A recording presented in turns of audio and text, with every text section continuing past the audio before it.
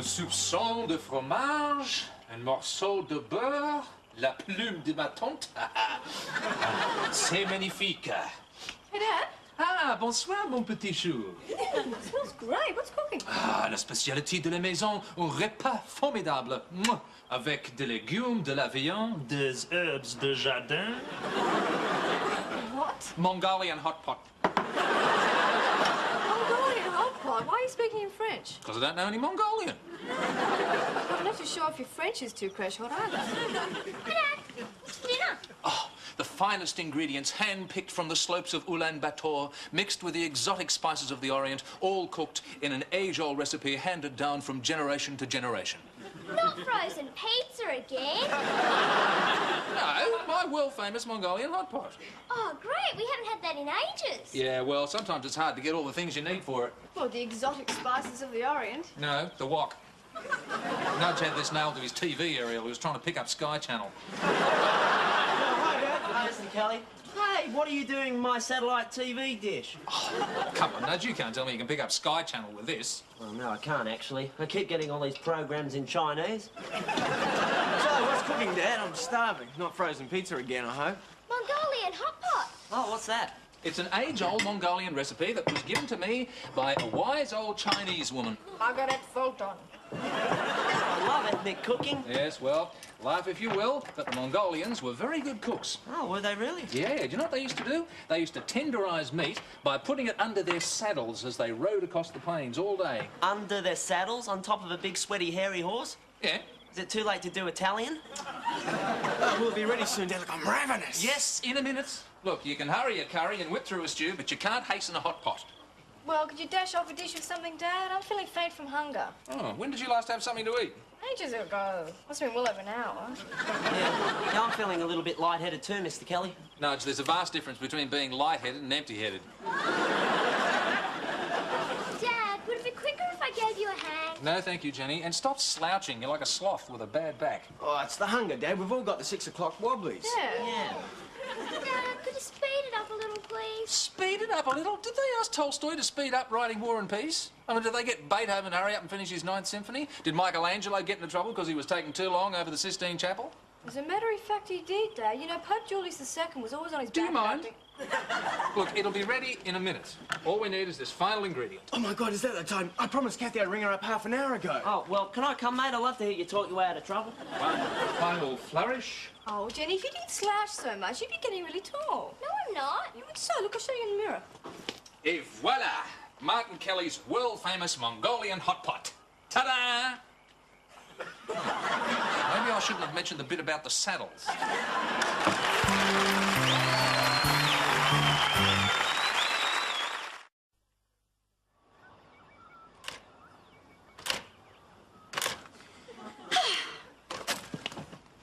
Here's the letter you asked me to type, Mr. Kelly. Right, thanks, Betty. Betty, just a minute, just a minute. You've typed this on cardboard. No, I haven't. Yes, you have, look. No, it's paper, Mr. Kelly. I just used a lot of correcting fluid. Well, listen, why didn't you put it on my letterhead with my name and address on top? Of course, that'd be silly, wouldn't it? Why would that be silly? 'Cause you know who you are. Yes, I know who I am. Most of the time you know who I am, but the letterhead is so the clients will know who I am. Remember the clients? They're the ones who keep you in correcting fluid. Of course the clients know who you are. You signed the letter. Yeah, but who can read my signature? Yeah, well, you've got a point there. So, do you think you could retype this on letterhead, please? No, Why not? there's none left. What do you mean there's none left? Didn't you reorder any? No, I thought you wanted to get rid of it all. How on earth could you possibly get the idea that I'm trying to get rid of all my letterhead paper? Well, you must be. You keep sending it off to complete strangers. I know what we can do. It's nearly sunset. We could go outside and watch the streetlights come on. Why would we want to do that? Well, if you see the first streetlight come on, you're allowed to make a wish. No, that's ridiculous. Oh, well, all right, then we could go to the movies. There's a new Arnold Schwarzenegger film on. It's great. Yeah? What's it like? All the other Arnold Schwarzenegger films? I'm sorry, Nudge, I'm not interested. Not interested? Are you all right? Sure, it's just that I got a date with Kathy tonight. Oh, great. Well, that's what we can do. What do you mean, we? Well, you and Kathy and me and a friend. What friend? You know, her ugly friend. Who says Kathy's got an ugly friend? Oh, come on. All pretty girls have an ugly friend. Oh, at least the ones you know do. What makes you say that? Well, because I always end up going out with them. Well, not this time, Nudge. Kathy and I are going out alone. Alone? What, just the two of you? Where's the fun in that? Well, manage. Yeah. Well, I suppose I really don't need a girlfriend. I mean, the three of us can have lots of fun hanging out at the mall, or we could watch Stephen give his car grease and oil change. Nudge, I don't want you coming out tonight. What do you mean? Well, this date is for me and Kathy. It's not a threesome, it's not a foursome. You know, I'm not your social secretary, and you can't expect me to supply all your girlfriends for you. Tonight it's just Kathy and I. Do you understand? Yeah. Good. Sure she hasn't got a sister? Nudge! Oh? Where are the marks? Just over here. All right, now this is me 6 months ago, and this is you. Nudge, you really should do something about that asthma. What are you doing? Checking my height. Yeah, over the last couple of months, Jenny's had a real growth spurt. Oh, I used to measure myself against a tree in the backyard when I was 12. I went from 120 to 180 centimetres in just 6 months. Oh, you must have grown really fast, Nudge. Well, I didn't. The tree did. There you go, Jen. 15 centimetres in 6 months. Oh, no, I'm a freak. If I keep growing at that rate, I'll be 4 metres tall by the time I'm 21. Oh, well, don't worry, Jenny. I'll still look up to you. That's not funny, Nudge. Oh, no, I haven't grown an inch. This is as big as I get. Oh, well, you could always get fatter. Nudge. Oh, well, I don't know what you're worrying about. I could fix both your problems with a couple of house bricks. How? Well, you tie them to your feet and hang from the doorway, and you tie them to the top of your head to squash you down. No thanks, Nudge. We want to leave you 2 more bricks short of a load. Anyway, Nudge, what are you doing here? Shouldn't be out with Simon? Ugh. Oh, dear, the boys have had a tiff, have they? Yeah, well, it's just that Simon's got other plans. Anyway, I thought that maybe we could do something together. Such as? Well, what do you usually do with your friends? Their hair and makeup, mainly. Come to think of it, Nudge, you look quite good with some mascara and a touch of lip gloss. Jenny, stop slouching. Nudge, go home. Yeah, might as well. Gee, I wish I knew how I did that.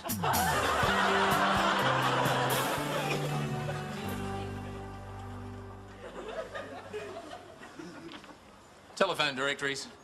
Beg yours, Mr. Kelly? Telephone directories. If you're doing one of those exercises to improve your bust, I think you should be lifting telephone directories. I'm not doing that at all, Mr. Kelly.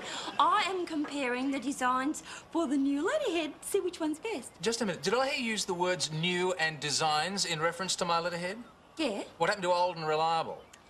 Oh, well, that were too old, Mr. Kelly. You hadn't changed the letterhead in years. Yes, well, that's because I haven't changed my address or profession in years. Although I'm very shortly thinking of changing my secretary. Anyway, a change is as good as a holiday, and as I could do with a holiday, I decided to change the letterhead instead. What do you think? Oh, well, this one starts out promisingly. Martin Kelly, architect, Jacaranda Avenue, Chatswood. Even the New South Wales, Australia isn't out of place. However, Southern Hemisphere, the world, the solar system, the Milky Way, the universe is going a bit too far. So, you think the address is a little long? Betty, the Gettysburg address wasn't this long. Basically, what I want is a letter head, not a letter front. Well, this one's a little shorter.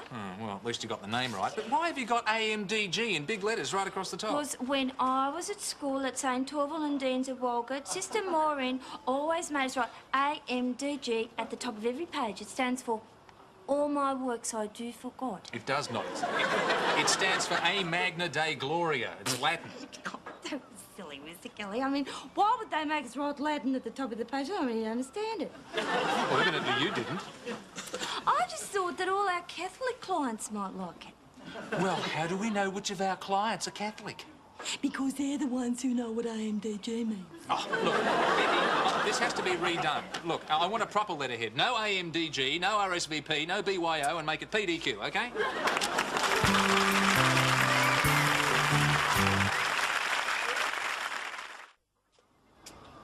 Oh, hi, Simon. Hey, I like the shirt. Hey, Nudge, I like the dirt. It's just some top dressing. Just because they call it top dressing doesn't mean you actually have to wear it. Oh, I know, but I just like to feel close to the soil. If you're any closer to the soil, we'd have to water you. Hey, Simon, guess what? The circus is in town. Isn't that great? Well, aren't you a bit old for circuses, Nudge? Oh, I didn't mean for us to go down and see it. I thought the two of us could go around there and get a couple of bags of lion's manure. Lion's manure? What for? Oh, it's great stuff. It's good for the garden, and it's very hard to come by, and no other animal will go near it. Well, that's for sure. And I'm certainly not going near it, and especially not tonight. Oh, come on, Simon. It'll be an adventure, like Darkest Africa. Oh, sorry, Nudge. It's the bright lights in the big city for me tonight. Oh, I get it. Another date with Kathy. Yep, we're off to the movies. You know, that girl can't resist me. Yeah, well, that's the 6th time in a row she hasn't resisted you. You know, you and me hardly do anything anymore. Nudge, I want to spend more time with her. More time with her? When are you going to have more time for me? No, Nudge, we can't keep doing things together all the time. I mean, we're not kids anymore. I mean, at some point in our lives, we have to do things separately. And this happens to be one of them. Oh, but Simon, we're mates. Now look what you've done, Nudge. I mean, sometimes you're a real klutz.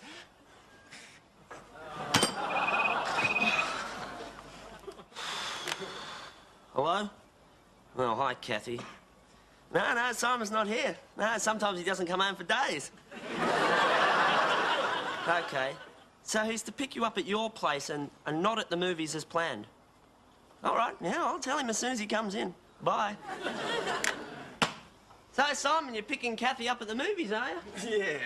Oh, well, have a good night. Oh, Deborah, sit down properly. You'll ruin the chair. Jennifer, sit up properly. You'll ruin your back. Dad, I can't. I'm practicing my height therapy. You what? My height therapy. I'm imagining myself tall. Well, why don't you imagine yourself fabulously wealthy, and then you won't have to worry about how tall you are. I tried that technique once when I couldn't sleep. Well, you imagine yourself fabulously wealthy. No, I imagined myself asleep. Did it work? I don't know, I could never stay awake long enough to tell. Jenny, speaking of sleeping, stop slouching on the couch. I'm not. Yes, you are. I'm not. I'm loafing on the sofa. Whatever it is, stop it. You'll end up being a couch banana. Dad, the term is couch potato. Not in your case, it isn't. Doesn't anybody around here listen to me? Well, I do, Mr. Kelly. Oh, just then, I wished Nudge was the one who was mine. Dad, if Nudge was part of the family, he'd spend most of his time around at his mother's place. Maybe I should adopt him. I can't believe it. I just can't believe it. Nothing like this has ever happened to me before. I wonder what he's talking about. It's hard to tell. So many things have never happened to him before. She stood me up. Me. I mean, who does she think she is? A woman of discrimination and taste. I can't believe Kathy would do this. You know, I thought she was above that sort of behaviour. Me too. It's amazing the way women can turn on you. Oh, they're so fickle, you know. They're all over you like a rash one minute and they avoid you like the plague the next. Simon, what are you going out with, a girl or a skin specialist? I am never going to trust a woman again, Nudge. Simon, why are you telling us all this? If you've got a problem, why not tell Kathy? You bet I will. Watch this. This is better than daytime TV. Oh, hi, Kathy. This is the guy you stood up. No, you've stood me up. I never did. Well, I never could. I wouldn't. You probably did. I didn't know that. Well, when I find out what happened, I'll ring you back. Bye. All right. Who didn't pass on the message? What message? Kathy said she rang, leaving a message, changing our meeting place. Aha. Oh, come on, Simon. It wouldn't have been one of us. I mean, you know we'd always pass on a message like that. Well, someone must have taken it, and I'd like to know who it is. Because when I find out, I'm going to rip their stomach out and use their guts as guitar strings. Oh, come on, Simon. Who would do a childish and inconsiderate thing like that?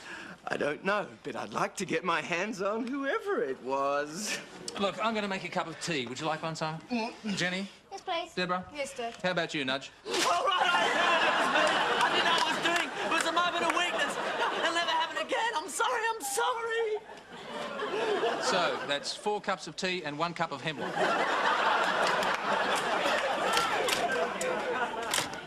Well, I finished that letter you wanted me to retype, Mr. Kelly. Oh, great. And only 8 days after I first asked you to do it. Yeah. I'm getting better, aren't I? Oh. And look, it's not as stiff as a board. What happened? No mistakes? No correcting fluid. I used it all up. Oh, that's a shame. Yeah, but my shoes look nice and white, don't they? Oh, and look, my new letterhead's arrived and it's got everything I want. Oh, address, telephone number, my name, your name. Your name? Yeah, it's good, isn't it? Martin Kelly, architect. Betty Wilson's secretary. What are you doing on my letterhead? Well, that's so when people ring up, they'll know it's me who answers the phone. That's what I'm afraid of. And look, you've spelled secretary, secretary. Yeah, that's right. And I've spelled yours, architect. Yes, but you're supposed to spell architect. You're supposed to spell architect, architect, but you're not supposed to spell secretary, secretary. And why not? Because if you spell it that way, people will say secretary. Well, that's right. Well, what do you think I am? I think you're a great mumble-minded hammerhead. And I'm surprised you can even spell Betty properly. Oh, yeah, well, I had to ring Mum to check that. Betty, look, this is no good. This letterhead has to be completely redone. It's too long. It's not what I asked for. And apart from that, I refuse to share top billing with a secretary you can't even spell. Oh, all right, we'll give it back. No, I'll do it. And this time there won't be any mistakes. But it's my job. No, your job is to pay for it. But Mr. Kelly... Well, it was all your fault. Well, in that case, could I have a raise, please? A raise? Why on earth would I want to give you a raise? Well, otherwise I won't be able to pay you back. What do you want first, the good news or the bad news? Give me the bad news. You haven't grown an inch in 6 months. So what's the good news? Race Brothers is having a sale on high heels at the moment. Jenny, stop slouching.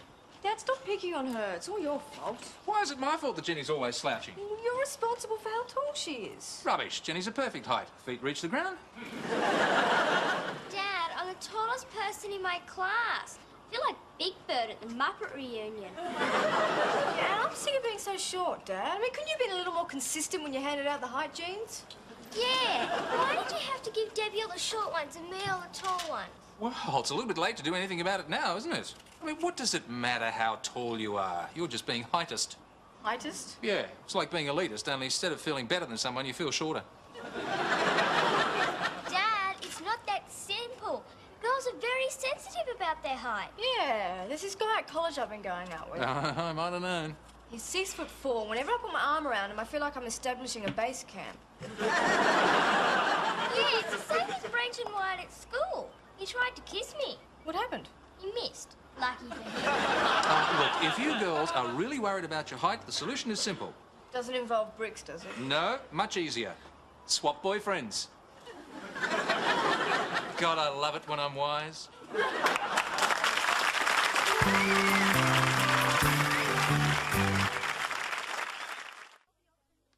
Well, I'll be off then, Mr. Kelly. You sure you don't need me to do anything for you? I'm sure, Betty. Well, see you in the morning. Unfortunately. Doing all those important things a secretary does, like answering the phones, typing the letters, ordering new stationery. Thank you, Betty. Like these beautiful letterheads you ordered. Gee, you did such a good job ordering these, didn't you, Mr. Kelly? Yes, Betty, they're very nice. What's very nice? These new letterheads Mr. Kelly ordered. Ah, you finally got them fixed, did you, Dad? Fixed. Good and proper. What happened? You'd think a printer would be able to carry out a simple request, wouldn't you? That's the funny thing about printers, Mr. Kelly. It takes an experienced person to handle them. I told the printer I wasn't happy with the letterhead and I wanted this Betty Wilson secretary nonsense fixed up. So what does he do? He takes the H out of secretary. You're right, Mr. Kelly. It looks a lot better. Bye. I swear I'm going to fire that woman. Dad, you can't fire Betty. No, I know I can't. Not now that I've got 4,000 letterheads with her name on the top.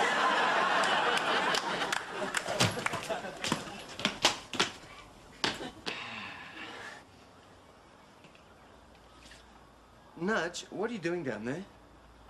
A pea rolled onto the floor. I thought I'd better pick it up before it caused a nasty accident. That's very considerate of you, Nudge. Oh, well, I like to do a good deed every day. So, where have you been? I've been looking everywhere for you. Oh, home. Home. No wonder I couldn't find you. I mean, that's the last place anybody would expect you to be. Oh, I don't know. My mother found me there. She sent me back over here. Nudge, I'd like to have a A little talk with you. What about? Friendship. Oh, yeah? Nudge. Our friendship goes back a long, long way. I mean, how many years has it been? 8, 9? 18? 18 years. Yeah. And do you know why it's lasted so long? Because we live so close together? No. Because you've got a fridge and I've got an appetite? No, because we work at it. All friendships have their ups and downs, but they survive if there's a little give and take. Nudge, I'm asking for a little of that give and take now. Yeah, all right. I want you to give me a couple of minutes of your time. Sure. Why? So I can take you apart limb from limb.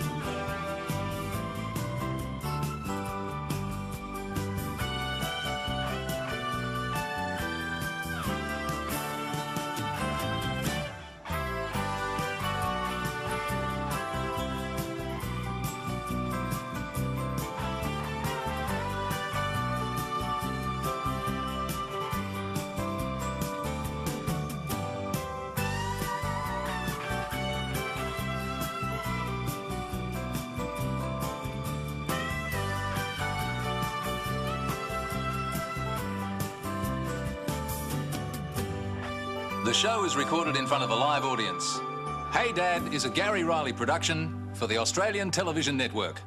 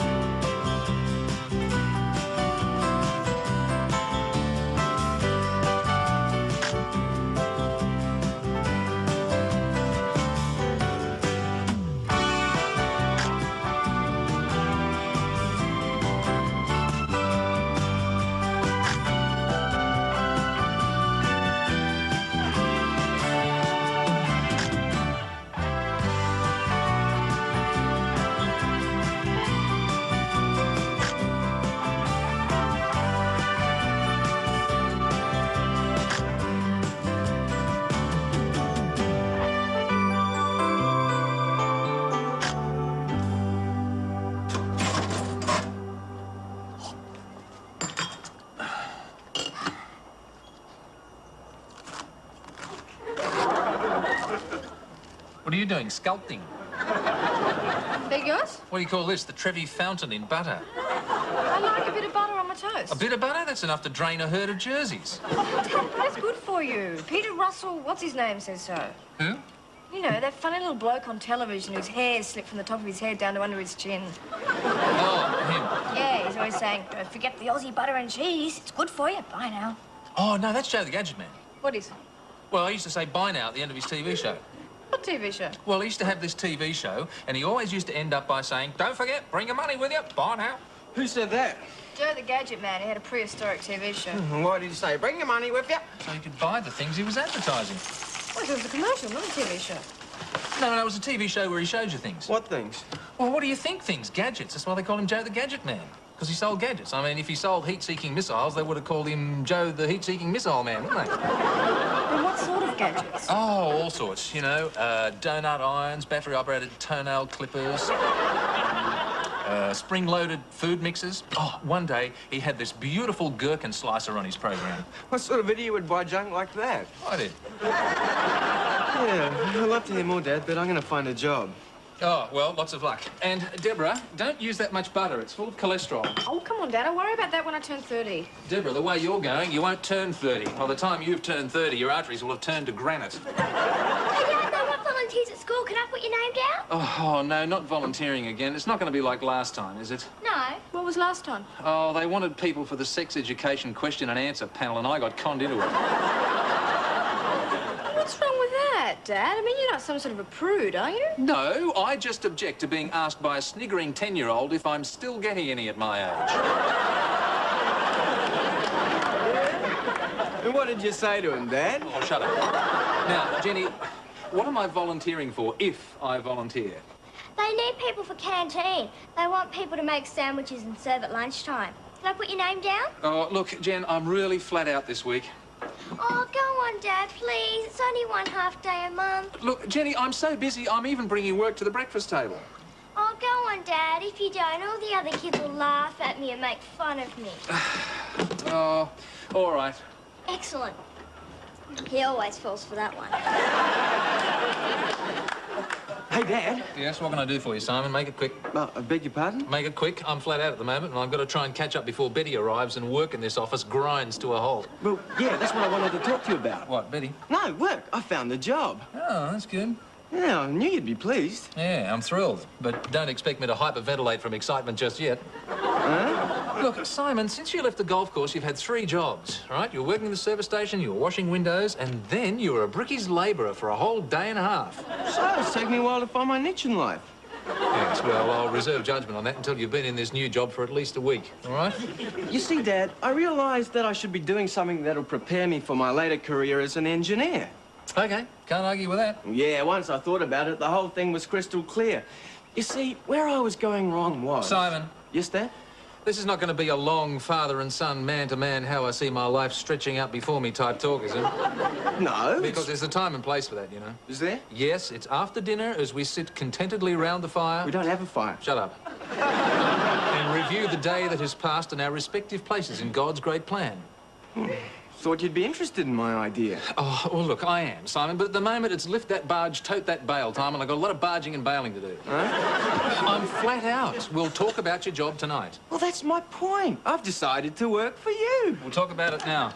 I knew you'd be interested. So, tell me, what's your first impression, right off the top of your head? Well, my first impression is that you're right off the top of your head. And your brains are bailed out. Come on, Dad. Tell me, what do you really think? Over my dead body, when hell freezes over. No way, Jose. So, you've got a few reservations. A few? Oh, but think about it, Dad. You said yourself that you're flat out at the moment. Well, that's true. Well, I could take all the donkey work off your shoulders and I could even organise Betty for you. Simon, the man hasn't been born who can organise Betty for anything. Well, we'll have to try. Well, I don't know. What about pay? What would you expect me to pay you? Dad, I will rely on you to come up with an amount that's fair. I mean, it isn't the money, is it? It's the invaluable experience I'll be gaining. Yeah, if you say so. Then we're on? Well, I don't know. Oh, all right. Why not? Terrific, Dad. You won't regret this. Yes, after all, what harm can it do? Jeez, that was a stupid bloody question to ask, isn't it? Morning, Mr. Kelly. Honey, I'm sorry I'm late. You'll never believe what happened. And I know I'm really late and I'm really, really sorry, but it wasn't my fault. I mean, I couldn't help it, could I? And then... Mr. Kelly? Dad's busy, Betty. Don't bother him. But Mr. Kelly... Betty, I told you, he's busy. Don't bother him. Yes, I'll hold on. Yes, I'll hold on. Well, I'd like to report an anemone anomalous routine to him. What? An anemone. Something out of the ordinary. An anomaly. Report it to me. No, I normally report these things to Mr. Kelly. Betty, I told you, he's busy. Report it to me and I'll tell him if it's important enough. Very well, then. I wish to report that you are sitting at my desk. I know. In my chair. I know. Well, obviously, Mr. Kelly does not know, because otherwise he'd say, hop out of there, sonny boy, and make room for my right-hand woman. 4 o'clock? That'll be great. Thank you very much. Bye. Now, look, Betty. Now, you look, Simon. Oh, for God's sake, will you two stop whispering? You're driving me crazy. I was just explaining the new system to Betty, Dad. Oh, Mr. Kelly, I must protest. I don't care. Just keep it down, will you? We did. We were whispering. Oh, well, keep it up then. No, better still, take it somewhere else. But, Betty, be quiet. Simon will explain things. How? Oh, well, then, very well. Come with me, Betty. I just want to know what's going on. I have a right to know, you know. I know. Now, Okay, Betty, it's all very simple. No, it is not simple, Simon. I come in here and find you sitting willy-nilly at my desk using my phone, and probably next thing you'll be in a mic-correcting fluid and it's not fair. Betty, I was just borrowing your desk. My desk arrives this afternoon. Your desk? Yes, that's what I was ordering on the phone. Dad's hired me as office manager, and I'm in charge of things. Oh, is that all? What things? Well, office routine, clerical work, correspondence, you. Me? Yes, you. And for a start, you can tell me why you were late this morning. Oh, no, I only tell those things to Mr. Kelly. Well, not anymore. Tell me, and if I don't like your answer, I'm going to have to dock you. Oh, you just tried, Simon. Nobody cuts off my tail just because I was a teensy bit late. Cuts off your tail? Yeah, it's what they do to lambs when they dock them, and it isn't pretty. Betty, you haven't got a tail. I know that. Yeah, that's what's got me worried.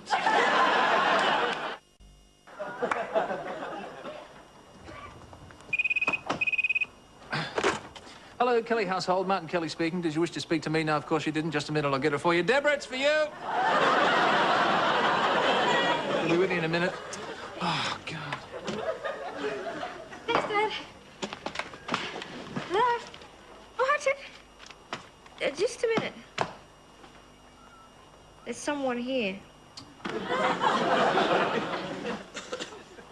Dad, I'll take this in the kitchen. Can you hang this up for me when I get there? Yes, all right.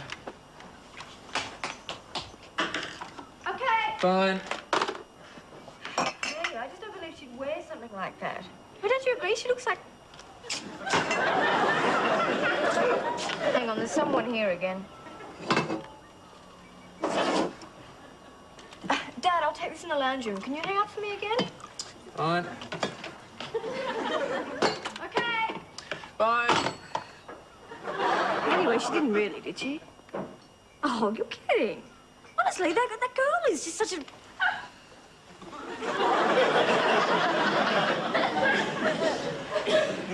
Dad, will you please stop following me around, okay? Fine. Okay. What did I do? Just 1 minute, Jenny. Dad, your daughter Jenny is here to see you.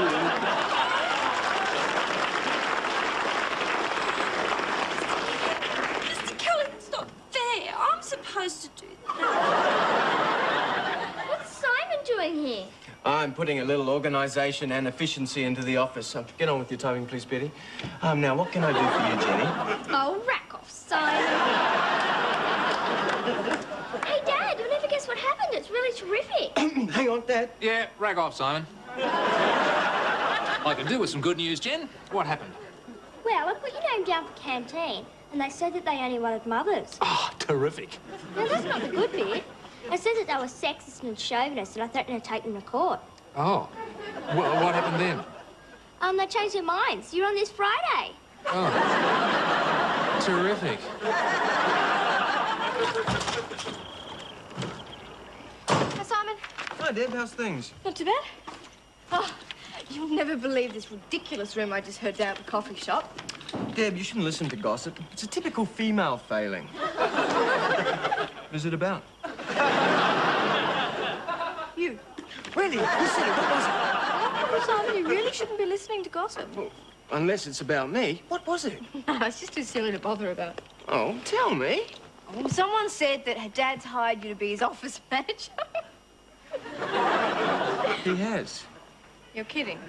Debbie, I don't see why you should find it so funny. Dad needed a little executive help. I offered my services, and he saw the good sense in the idea. You? Simon, what would you know about office management? I mean, you can hardly manage to feed yourself. I got an A in business administration at school, Debbie. Oh. Hang on a minute. You didn't do business administration for your HSC? No, well, but it was a report I did, but I got an A. What report? When? It was a report I did on my work experience week in year 10. Oh, well, move over, Renee Rifkin. Here comes Simon, the new breed tycoon. How can you rule a washing business? No, I decided it wasn't me. I needed to use my brain and not my hands. And besides... Besides what? Besides, I was getting dishpan hands with all that soap and water. Simon, you're going to be working in the same room as Betty, remember? I can handle Betty, no problem. Oh, maybe. You might find that dishpan hands are preferable to the alternative. What's that? Betty Brain.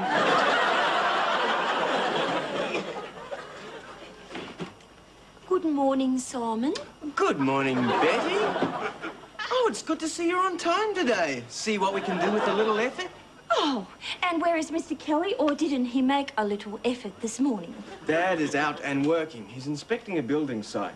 Simon, what are you doing with my files? Betty, these may be many things, but they're not files. Look, you've got everything filed under MTWTF, S&M. Yes, that's right. Monday, Tuesday, Well, that's ridiculous. Things should be filed alphabetically. No. What if Mr. Kelly came in here and said, where's that letter that came in last Friday? How'd I ever find it then? Oh, don't be silly, Betty. I've spent the last hour and a half reorganising this system. Well, you can just reorganise it back the way it was, Simon. Betty, as office manager, it is my job to increase the efficiency of this office. Morning, Simon. Morning, Betty. Oh, Mr. Kelly, I must complain. Yes, of course you must. But could you do it later, please? Right now, I'd like you to get me that letter that has the new price list for all the bathroom fittings. Oh, I can do that for you, Dad. Who's it from? I can't remember, but it came in last Tuesday. Oh, well... Yes, well, in that case, Mr. Kelly, I have to report that in the interest of office efficiency, your son has lost it. What?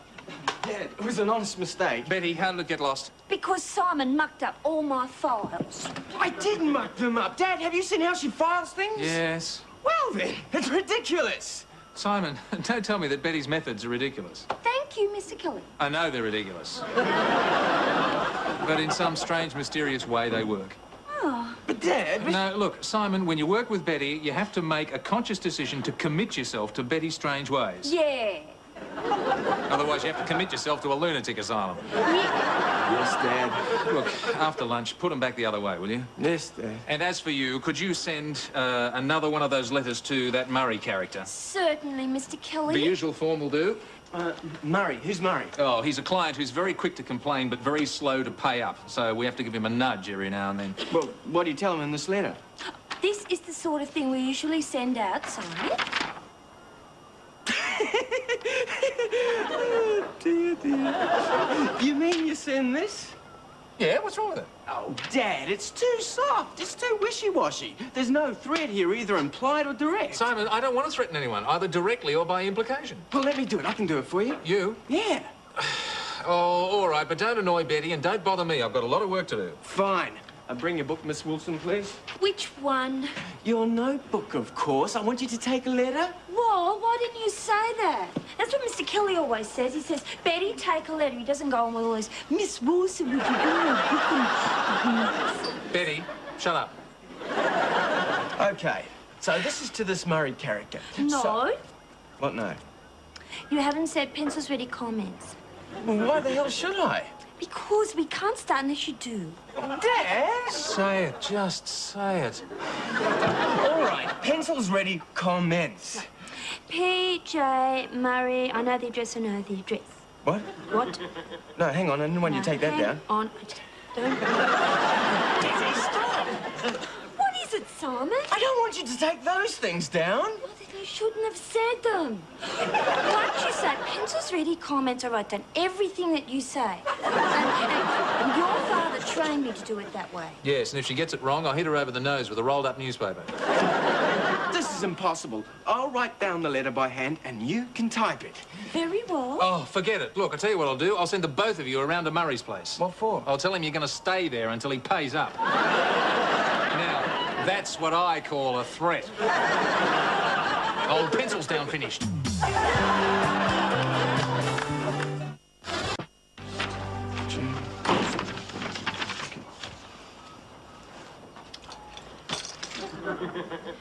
Mr. Kelly, I wish to talk to you. Betty, go away. No, Mr. Kelly, I must insist. Things in this office have reached a crisis point. Oh, all right. Talk away. I wish to talk to you in private. Oh, Simon, do you mind?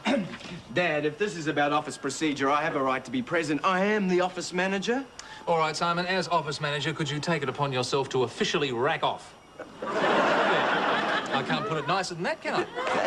That's not fair. Yeah, you're right. We'll rack off. Come on, Betty. Now, Mr. Kelly, all I have to say to you is this. if you will persist in this folly of employing Simon as your office manager, then I will just have to resign. Oh, Betty, don't do this to me. Look, I don't want to resign, Mr. Kelly, but you leave me no alternative. You will have my resignation. All right, I accept.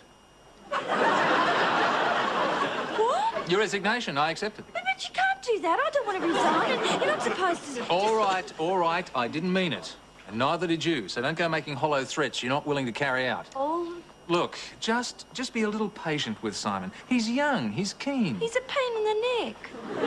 Yes, he's a pain in the neck, but look, he'll settle down. Just give him a chance. Oh, well, all right, if you say so, Mr. Kelly. Hey, come on, Dad. It's your day at canteen, remember? Oh, how could I forget? Jenny, aren't you late for school? Yeah, but I wanted to wait for Dad. I'll just tell the teacher that I was so excited that I was vomiting all morning. I wonder if other parents have that effect on their children.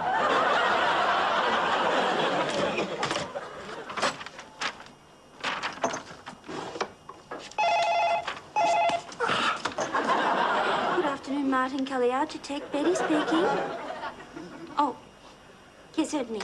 It's Mr. Murphy for your father. Murphy? PJ Murphy? Yeah. Oh, he must have got the letter I sent him. Look, I'll talk to him. Oh, no, I don't think you should... Murphy? PJ Murphy? No, this isn't Martin Kelly. It's his son, Simon. Look, I assume you got the letter I sent you. Oh, you didn't? Well, let me give you a quick rundown on it. Basically, my father is sick and tired of being ripped off by con merchants like you. From now on, it's pay up within 7 days or we hit you with a lawsuit, savvy? Of course my father agrees, Murphy. Oh, you don't like it? Well, that's tough bananas. Business like yours we can do without. Well, I guess that told him. It certainly did. You know, if he tried to bluff me by saying you'd take his business elsewhere, he'd want it. Simon, can you remember who we sent this letter to? Sure. It was to PJ Murray. Murray? Uh-huh. But that guy's name was Murphy. Yeah, PJ Murphy, a different client altogether. But I just told him to... Oh, my God, Dad is going to be furious. What have I done? Oh, Betty, you've got to help me. Well, the Japanese have a good way of dealing with crises like this. Really? What do they do? They kill themselves. Well, Jenny, I'm sorry, but I did try. Ah, don't worry, Dad. I'm going to blackband that canteen anyway. So how was your day at canteen, Dad? Oh, I got tennis elbow buttering 300 finger buns. And then he got the sack. Sack? How come? Well, Mrs. Collier sneered at him and said he didn't have the stamina for canteen work. Oh, canteen life's hard, Dad. Yeah, but don't worry, Dad. Wait till I tell the kids about the cockroaches in the bread rolls. Jenny, there's no cockroaches in the bread rolls. Give me 2 days. Dad, have you got a moment? Ah, Simon. Yes, I believe we have something to talk about. Dad, there's something I got to tell you. Look, Simon, I know all about it. Betty called me at the school. Oh. Yes, I called in to see Murphy on my way home. It took me an hour and a half to sort things out. Dad, it was an honest mistake. Yes, I know that. Then you're not mad at me? No, of course not. You're fired. Fired? But... Yes, fired. Look, Simon, you made a fool out of yourself. You disrupted the office and you almost lost me a client. What do you expect me to do? Give you a bonus? But I'm your son. Yeah, I know that. But I can't fire you from that. But what about severance pay? You owe me that. Simon, I owe you nothing. Oh, Dad, that's not fair. Yes, it is. You said that you'd leave it up to me to decide an amount that's fair. Yeah, but... Yeah, well, in the light of what's happened, I think a fair amount is nothing. But what about a reference? You owe me that at least. Okay, that's fair. I'll give you a reference. Simon, do Yes, Dad? you spell idiot with 1 T or 2?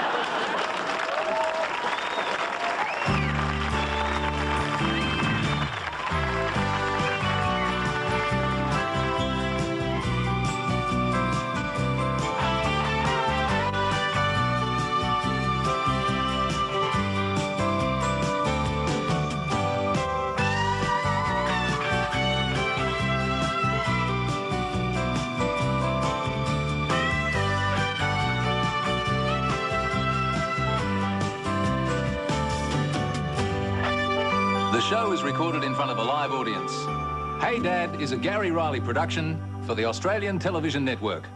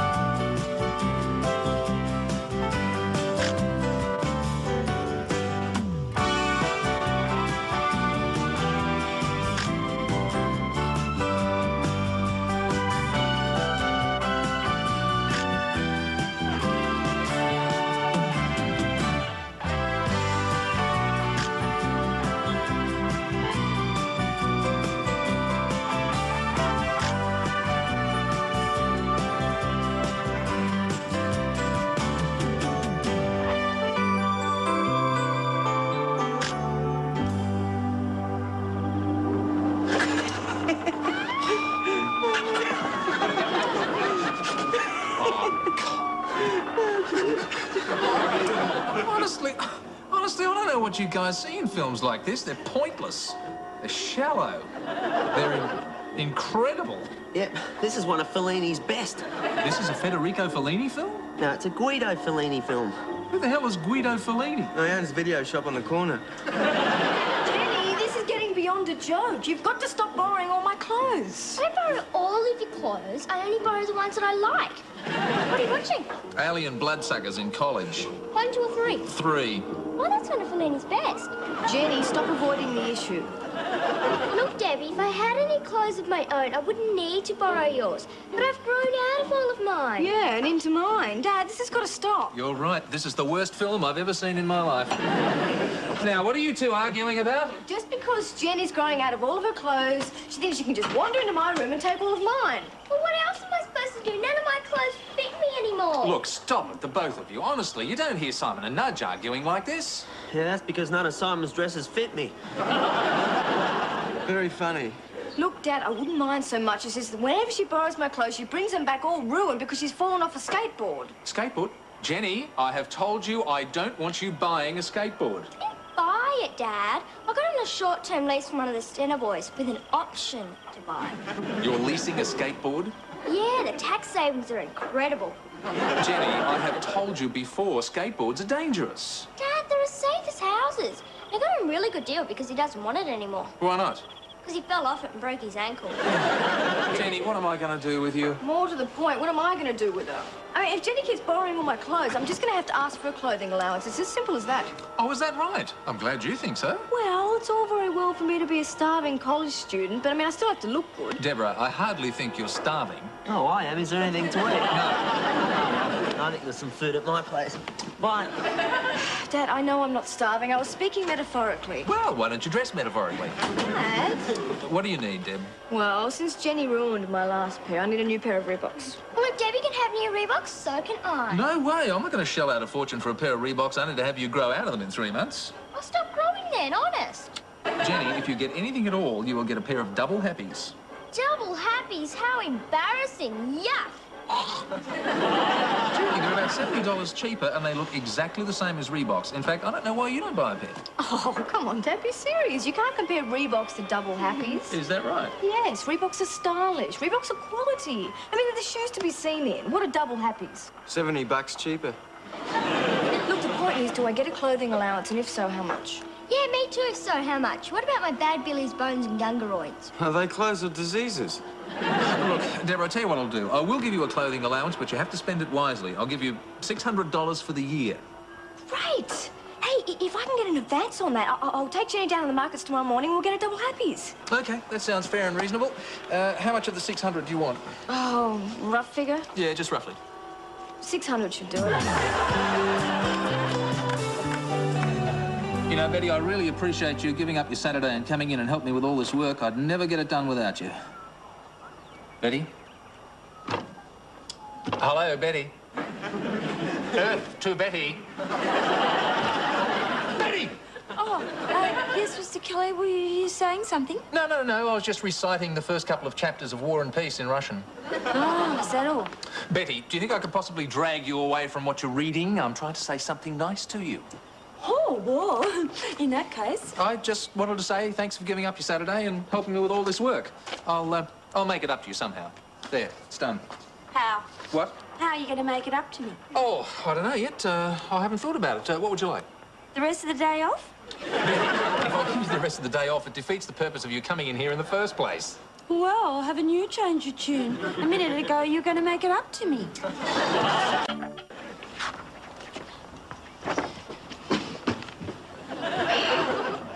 What's the matter, Deb? Cat got your tongue? Reeboks. Charming. No, the cat hasn't got my tongue, Dad. Someone's got my Reeboks. What, your new ones? Yes. Have you looked in the car? Yes, Dad. Have you looked in the living room? Yes, Dad. Have you looked in your bedroom? Yes, Dad. Have you looked on your feet? What? Well, I remember once back in Walgett when I lost my favourite pair of gumboots and I looked everywhere for them, and do you think I could find them? No. No, well, anyway, my father eventually said to me, Betty, did you look on your feet? Is that it? Yeah. Oh, come on, Betty. Surely you can make it crazier than that. Couldn't you say something like, I couldn't find my gumboots because they were eaten by a giant marsupial from outer space? Mr. Kelly, don't be so silly. A giant marsupial from outer space wouldn't eat gumboots. Listen, this still hasn't solved the problem of my Reeboks. I have a sneaky suspicion that Jenny's got them. If she has, there's going to be a suicide in the family. Well, what about my day off then? Oh, what do you want a day off for anyway, Betty? Well, I want to learn my song. See, Nigel from the Musical Society is calling here this afternoon to take me to practice. Ah, yes, you've mentioned Nigel quite a bit lately. I think he's the only man you see other than me who doesn't come from Walgett. Oh, Mr. Kelly, that's not true at all. I see Bob Perkins every day. Betty, he's your bus driver. Yeah, but he doesn't come from Walgett. Yeah, all right. Listen, what's this musical about anyway? Oh, about 2 hours. You want to try that again? What is the name of the musical you're doing? Oh, it's called Maid of the Mountains. Oh, really? Yeah, oh, have you seen it? No, I can't say I have. But I know what it's about, roughly. Oh, it's so romantic, Mr. Kelly. It's about this handsome, windswept young parking policeman, played by Nigel, who falls madly in love with a beautiful singing lollipop lady. That's me, of course. And, Are you sure this is Maid of the Mountains? yeah, and the evil chief of the parking policeman sees me and wants me for his own. As any sane man would. And so he has Nigel transferred to another town where he gets squashed by a runaway tram. And in my grief, I agree to marry the evil chief, but then Nigel returns just in the nick of time to save me. Hang on, I thought you said he was dead. Yeah, well, he got better. When? During interval, he's a quick healer. Oh, Betty, that's nonsense. Look, Maid of the Mountains is about a beautiful young woman who falls madly in love with a Canadian Mountie. Yeah, well, we couldn't get the Mountie uniform, so he had to change it a bit. But Nigel is just perfect for the part, Mr. Kelly. Why? Because he's got a good singing voice? No, he's got the uniform.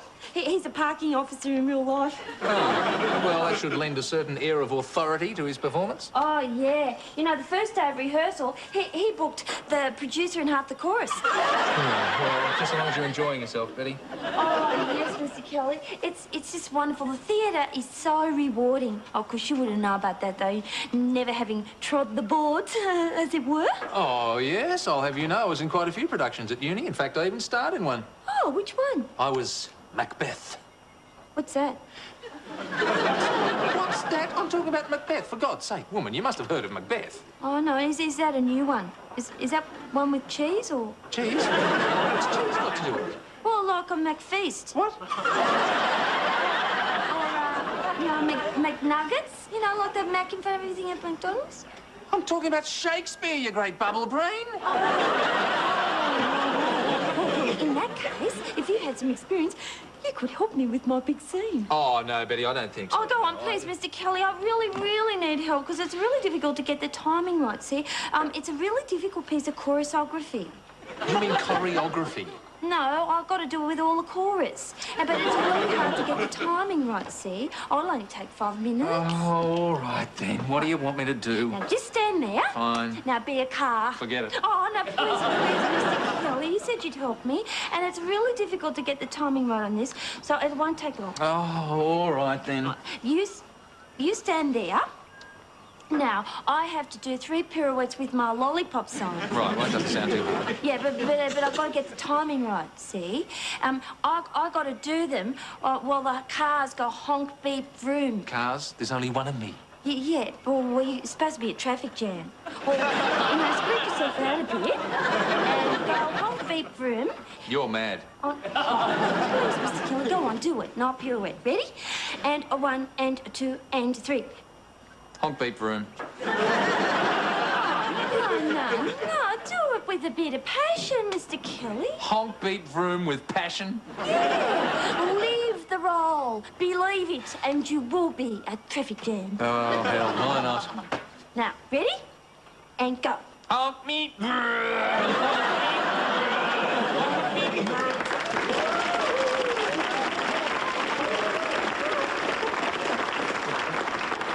What are you doing, Dad? Nothing. He's being a car. Of course he is. Well, I must say, Simon, you're taking the onset of senility with great courage. Listen, I can be a car if I want to. This is my house, my office. I pay the rates around here, so I can be a car if I want to. Of course you can, Dad, but don't you think it's time you went to the garage and had a little lie down? And What's more, I can make other people be cars too if I want to. Now, Dad. Freeze. Righto, Nudge, if you want to see the inside of my fridge again, you will now be a car. Oh, but Mr. Kelly. Undernourishment is an ugly word, Nudge. What do I do? You go for room. And Simon, if you want to borrow the Volvo again, you will now be one. You go honk, I'll go beep. Now, you listen to Mr. Kelly, boys. He knows all about theatre and stuff. He once played a Big Mac. Yeah? Now, ready? And when I'm stopping you,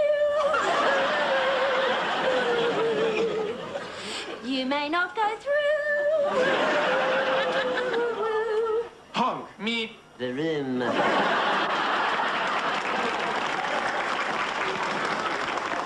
The room. Yeah, it's French. I decided to be a citron. Just a little snack before dinner. Now, for the finishing touch.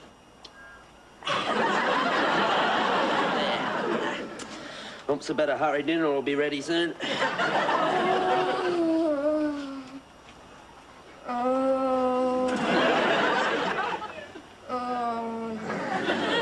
Will you tell me what's wrong, Jenny? I'll never finish this sandwich before dinner. Oh, I'm a dead woman. Well, I must say you're looking remarkably well. I'm a dead woman. Well, let me get this straight. You're a dead woman. Why? That's why I'm a dead woman. Now, it's a crime these days to have dirty shoes. It is when they're Debbie's shoes. These are Debbie's new Reeboks? Yep. You're a dead woman. Why did you take them? Well, Was it some deep psychological need to be noticed? Was it a need to get attention? there's a need for Reeboks. Oh, well, I never thought of that. Well, why don't you wear your own double happies? No way, I'm not wearing them. It's not fair. I'm not allowed to have any nice things. Can't wait till I stop growing. What makes you think you're going to live that long? Debbie's not going to be too happy with you. Well, how'd you become so filthy? We had this huge bet about who could jump over this puddle on a skateboard. I lost. Oh, that's obvious. Are the shoes scratched or anything? No, they're just muddy. Debbie needs them for aerobics tonight. Hey, I know. I could wash them under the tap and get rid of the mud that way. All right, now just give them a bit of scrub to get rid of the mud. Yeah, look at that. It's getting off quite easily. There you go. Look at that. Great. Good as new. They're soaking wet. Oh, are they? Do you think she'll notice? Of course she'll notice. Hey, I know. I'll put them in the oven for 5 minutes to dry. Brilliant. Wow. I try my best. So, Betty, what does Stan think about Nigel? Oh, nothing. Ah, you haven't told him, have you? Of course I have. Well, what did he say? No, nothing. Oh, come on, Betty. I hardly think Stan Hickey would have nothing to say when he found out you're seeing another man. Oh, I'm not seeing another man. Nigel and I are just castmates, that's all. I've run Stan and told him. Well, what did he say? Oh, nothing. He just hung up. Why do you eat so much, Nudge? I don't eat much, Jenny. Yes, you do. Oh, no more than the average bloke. I'm a growing boy, you know. No, you're not. Oh, gee, I know. I should be with all the food I eat. I'm worried about the amount you eat. No, don't worry about it, Jenny. My stomach can take anything. It's not you I'm worried about. Huh? I'm worried about the future of the world. What do you mean? Well, you've already caused 3 animals to become extinct. Yeah, that's a good one, Jenny. Oh, well, I think it's about time we took the shoes out of the oven. Oh, hi, Debbie. Oh, Jenny was just saying about how much food I eat. She reckons I've already made 3 animals extinct. Reeboks. No, it's true. Jenny, where are my Reeboks? What makes us think I know? Oh, I don't know. Wild guess. I hope for your sake that you haven't got them. Do you hear me, little sister? Oh, how about younger sister instead of little sister? Yeah. Shut up, Nudge. What's that horrible smell? Nudge was just teaching me to cook some of his favourite food. Oh, well, that shouldn't be too hard. Nudge will eat anything. He did not chew if you cooked it enough.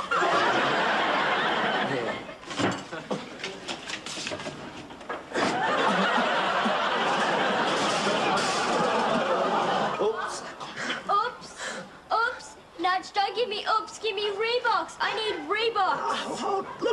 outside, Jenny. Now you've got a new pair of rebakes. This is no time for jokes, Nudge. We've got to figure out a way to get me out of the country. I need a new life, a new identity. Somewhere Debbie will never find me. I know. I'll run away to Walgett. Oh, don't be so negative, Jenny. I mean, sure, things look bad. Well, really bad. Well, atrocious, actually. But don't worry, we'll think of something.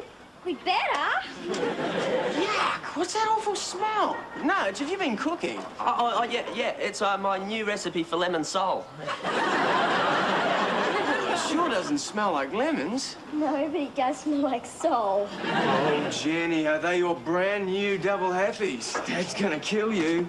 No, they're Debbie's new Reeboks. Ooh.